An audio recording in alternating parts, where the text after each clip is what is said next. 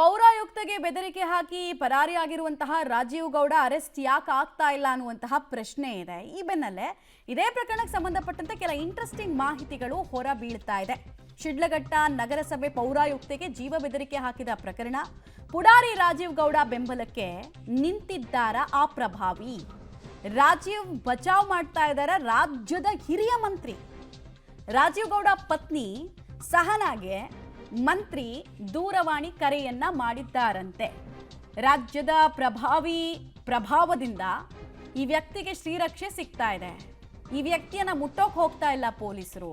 ಕೇಳಿದ್ರೆ ಹುಡುಕ್ತಾ ಇದೀವಿ ಅಂತ ಹೊಟ್ಟೆಗೆ ಹಾಕಿರೋ ಬೆಲ್ಟ್ ಅನ್ನು ಟೈಟ್ ಮಾಡಿಕೊಂಡು ಮೇಲೆ ಕೇರಿಸ್ಕೊಂಡು ತಿರುಗ್ತಾ ಇದ್ದಾರೆ. 3 ತಂಡ 30 ಜನ ಅಂತ ಹೇಳ್ಕೊಂಡು ಕತೆ ಬಿಡ್ತಾ ಇದ್ದಾರೆ. ಬಟ್ ಇನ್ನೊಂದು ಕಡೆಗೆ ಸಿಗ್ತಾ ಇರೋ ಮಾಹಿತಿ ಪ್ರಕಾರ ಈ ರಾಜೀವ್ ಗೌಡ ಪತ್ನಿ ಸಹನಾ ಅವ್ರಿಗೆ ಕರೆ ಮಾಡಿದ್ದಾರೆ ಮಂತ್ರಿ. ನಾನಿದ್ದೀನಿ, ಎಲ್ಲ ನೋಡ್ಕೊಳ್ತೀನಿ ಅನ್ನೋ ರೀತಿ ಭರವಸೆ ಕೊಟ್ಟಂಗಿದೆ. ಮಂತ್ರಿ ಯಾವ ಮಂತ್ರಿ ಹೆಸರು ಓಡಾಡ್ತಿದೆ ಅಂತ ನಾವು ಹೇಳ್ಬಿಡ್ಬೋದು. ಆ ಮಂತ್ರಿ ಮರ್ಯಾದೆ ಹೋಗುತ್ತೆ. ನಾವು ಆ ಮರ್ಯಾದೆನ ಇಲ್ಲಿ ತನಕ ಉಳಿಸ್ತಾ ಇದ್ದೀವಿ. ಗೊತ್ತಿಲ್ಲ ಅಥವಾ ಹೇಳಕ್ಕೆ ಇಷ್ಟ ಇಲ್ಲ ಅಂತಲ್ಲ, ಬಟ್ ನೀವು ನಿಮ್ಮ ಘನತೆಯನ್ನು ನೋಡ್ಕೊಳ್ಳಿ. ಎಂಥ ವ್ಯಕ್ತಿಗೆ ರಕ್ಷಣೆ ಕೊಡ್ತಾ ಇದ್ದೀರಾ? ಆಮೇಲೆ ಏನು ಮೆಸೇಜ್ ಇದು? ನಾಳೆ ನೀವು ಮಂತ್ರಿಯಾಗೇ ಉಳಿದಿರಲ್ಲ, ನೀವು ಅಧಿಕಾರದಿಂದ ಕೆಳಗಿಳಿತೀರಾ. ನಿಮ್ಮನೆ ಹೆಣ್ಮಕ್ಳ ಜೊತೆಗೆ ಯಾರೋ ಒಬ್ಬ ಹಿಂಗೆ ಅಸಭ್ಯವಾಗಿ ಅವಾಚ್ಯವಾಗಿ ವರ್ತಿಸಿ ಅವನು ಬಚಾವಾಗ್ತಾನೆ ಅಂದರೆ ಸಹಿಸ್ಕೊಳ್ತೀರಾ? ನೀವು ಅದನ್ನು ಸಹಿಸ್ಕೊಳ್ಳಲ್ಲ. ಇದನ್ನೇ ಸಮಾಜ ಕೂಡ ಕೇಳ್ತಾ ಇರೋದು.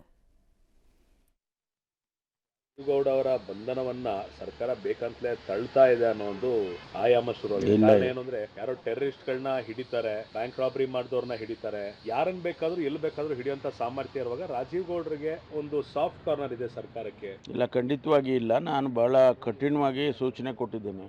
ಮೊದಲನೇ ದಿವಸನೇ ಹೇಳಿದೆ ಅವರಿಗೆ ಇಮಿಡಿಯೇಟಾಗಿ ಅರೆಸ್ಟ್ ಮಾಡಿ ಅಂತೇಳಿ. ಅಷ್ಟರಲ್ಲೇ ಅವರು ತಪ್ಪಿಸ್ಕೊಂಡು ಹೋಗಿದ್ದಾರೆ.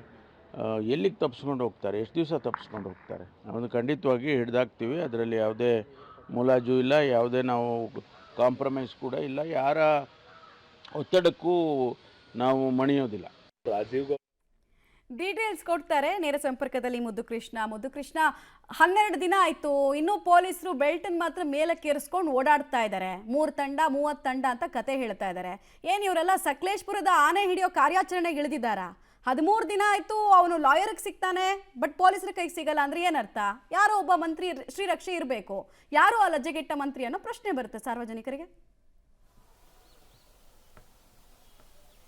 ಖಂಡಿತ ಮಮತಾ, ಒಂದಲ್ಲ ಎರಡಲ್ಲ ಬರೋಬ್ಬರಿ 12 ದಿನ ಆಗಿದೆ ಈ ಪ್ರಕರಣ ಆಗಿ. ಪ್ರಕರಣ ದಾಖಲಾಗಿ 12 ದಿನ ಆಗಿ ಈಗಾಗಲೇ ಕೂಡ ರಾಜೀವ್ ಗೌಡನ ಬಂಧನ ಮಾಡಬೇಕಾದಂಥ ಪೊಲೀಸರು ಇವತ್ತು ನಾಳೆ ಅಂತೇಳಿ ದಿನ ದುಡ್ತಾ ಇದ್ದಾರೆ ಹೊರತು ರಾಜೀವ್ ಗೌಡನ ಬಂಧನ ಮಾಡುವಂಥ ಕೆಲಸ ಮಾಡ್ತಾ ಇಲ್ಲ. ಸಾರ್ವಜನಿಕ ವಲಯದಲ್ಲಿ ಈಗಾಗಲೇ ಕೂಡ ಪೊಲೀಸರ ಕಾರ್ಯವೈಖರಿಯನ್ನು ಖಂಡಿಸ್ತಾ ಇದ್ದಾರೆ. ವಿಪಕ್ಷಗಳು ಇವತ್ತು ಪೊಲೀಸರ ನಡೆಯನ್ನು ಅನುಮಾನದ ದೃಷ್ಟಿಯಿಂದ ನೋಡುವಂಥದ್ದು, ಆಕ್ರೋಶವನ್ನು ಹೊರಹಾಕುವಂಥದ್ದು ಮಾಡ್ತಾ ಇದೆ. ಯಾಕೆಂತಂದರೆ ಪ್ರಕರಣ ತೀರಾ ಗಂಭೀರ ಆಗಿತ್ತು. ಪೊಲೀಸರು ಆರಂಭದಲ್ಲೇ ಹೆಡ್ವಟ್ ಮಾಡಿಕೊಂಡ್ರು. ಕಾರಣ ಯಾಕೆಂತಂದರೆ ಜನವರಿ 14ನೇ ತಾರೀಕು ಏನು ಪ್ರಕರಣ ಆಗುತ್ತೆ ಅವತ್ತು ಬೆಳಗ್ಗೆಯಿಂದ ಸಂಜೆವರೆಗೂ ಕೂಡ ರಾಜೀವ್ ಗೌಡ ಬೆಂಗಳೂರಿನಲ್ಲೇ ಓಡಾಡ್ಕೊಂಡಿದ್ರು ಕೂಡ ಅವರನ್ನು ಮುಟ್ಟುವಂಥ, ಅಟ್ಲೀಸ್ಟ್ ಅವರನ್ನು ಫಾಲೋ ಮಾಡುವಂಥ ಗಂಭೀರವಾದಂಥ ಪ್ರಕರಣ ಆಗಿದೆ. ಅವ್ರ ಮೇಲೆ ಪ್ರಕರಣ ದಾಖಲಾಗಿದೆ. ಅವರನ್ನು ಅರೆಸ್ಟ್ ಮಾಡಬೇಕು, ಅವ್ರನ್ನ ಫಾಲೋ ಮಾಡಬೇಕು ಅನ್ನೋಂಥ ಒಂದು ಸಣ್ಣ ಕೆಲಸವನ್ನು ಕೂಡ ಪೊಲೀಸರು ಮಾಡಿಲ್ಲ. ರಾತ್ರಿ 9:30ಗೆ FIR ಮಾಡ್ತಾರೆ. ಮಧ್ಯಾಹ್ನ 3 ಗಂಟೆಗೆ ದೂರನ್ನ ಕೊಡ್ತಾರೆ ಅಮೃತ ಗೌಡರು.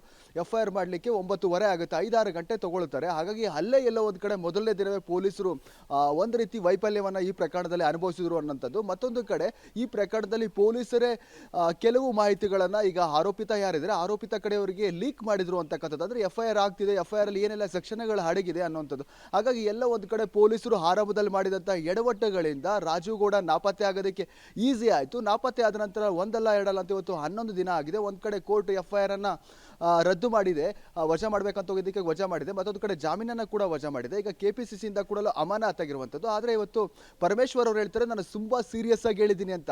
ಸೀರಿಯಸ್ ಆಗಿ ಹೇಳಿದಿರಿ ಸರಿ, ಆದರೆ ಎಷ್ಟು ದಿನ ಬೇಕು ಒಬ್ಬ ವ್ಯಕ್ತಿಯನ್ನು ಹಿಡಿಯಲಿಕ್ಕೆ ಕರ್ನಾಟಕದ ಪೊಲೀಸರಿಗೆ?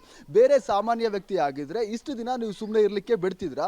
ಈಗೆಲ್ಲ ಜನ ಮಾತಾಡ್ತಾ ಇದ್ದಾರೆ ರಾಜೀವ್ ಗೌಡರು ಬೆಂಬಲಕ್ಕೆ ಇದ್ದಿದ್ದಂತಹ ಪ್ರಮುಖ ಪ್ರಭಾವಿ ಸಚಿವರು ಅವರೇ ಅವರನ್ನು ರಕ್ಷಣೆ ಮಾಡ್ತಾ ಇದ್ರೆ, ಅವರು ಮನೆಯಲ್ಲಿ ಇಟ್ಕೊಂಡಿದ್ದಾರೆ ಅನ್ನೋಂಥ ರೀತಿಯ ಮಾತುಗಳನ್ನು ಜನ ಮಾತಾಡ್ತಾ ಇದ್ದಾರೆ. ಹಾಗಾಗಿ ಸಚಿವರಾದಂಥವರು ಈ ರೀತಿಯ ಪ್ರಕರಣಗಳಲ್ಲಿ ಒಬ್ಬ ಆರೋಪಿಗೆ ರಕ್ಷಣೆಯನ್ನ ಕೊಡ್ತಾರೆ ಅನ್ನೋದಾದ್ರೆ, ಸರ್ಕಾರ ರಕ್ಷಣೆಗೆ ನಿಲ್ಲುತ್ತೆ ಅಂತಂದ್ರೆ ಜನಸಾಮಾನ್ಯರು ಈ ರೀತಿ ಮಾತಾಡೋದ್ರಲ್ಲಿ ತಪ್ಪೇನಿದೆ? ಹಾಗಾಗಿ ಪೊಲೀಸರು ಯಾವಾಗ ಬಂಧನ ಮಾಡ್ತಾರೆ ಅನ್ನೋದೇ ಎಲ್ಲರ ಪ್ರಶ್ನೆ ಆಗಿರುವಂತದ್ದು. ಮಮತಾ, ಧನ್ಯವಾದ ಮುದುಕೃಷ್ಣ.